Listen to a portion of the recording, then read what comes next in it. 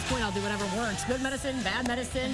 Just get us healthy, everyone. Dr. Laurie Hommema is here with OhioHealth. She is a family practice doctor. Yes.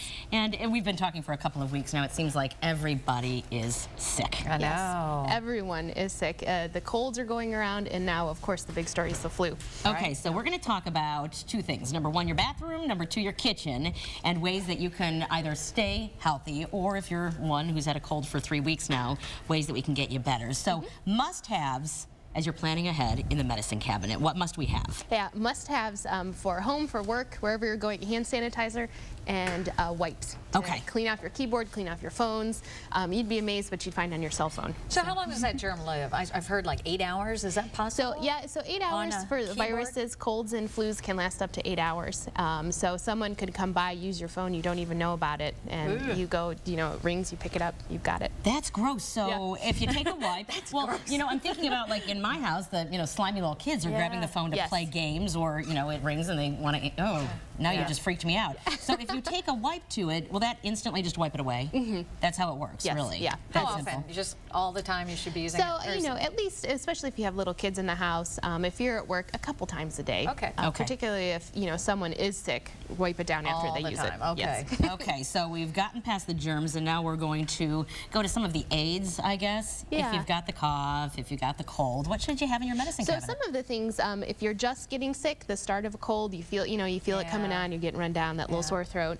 Sometimes the zinc lozenges can help the coldies, the airborne, those types of medications. Now, what do you think about the vitamin C at the first sign? Or there's a lot of... Yeah, there's kind of conflicting evidence either way. It's not going to hurt you. Okay. But zinc is really the one that's been shown to nip it in the bud? Nip it in the bud and the duration. So which one is this? I don't even know what zinc looks like. So zinc can come in these kind of dissolvable tablets or just a lozenge. And sometimes it's also in the formulations that you just dissolve in liquid. Okay. So zinc and just use the appropriate amount. I'm sure they're all marked, right? And they're saying that cough is lasting 18 days, so what in the world do? You got it, you can't get rid of it. So and I think that's an expectation you have to have when you get sick, that cough is just going to linger. And if you have something like asthma or COPD, lung disease, it's going to last even longer than that. So things you can do, you know, the over-the-counter cough syrups, they're okay. They have their own side effects. They don't always work. But, you know, talking to your doctor, there are some things you can prescribe, some inhalers, some medications that can help with that cough. A reminder to people to cough into their arms. People forget. Yes, true. How far does that fly? Pretty far. Yeah. Let's demonstrate, Sean. I'll cough on you. You ready? No, believe me, I'm so cognizant because I'm such a paranoid anyway. Yeah. So, but I mean, at least 3 feet that those droplets can spread. So what, I know that I was sick not too long ago, and kind of a longer story than just a cold, but the Z-Pack thing always comes up.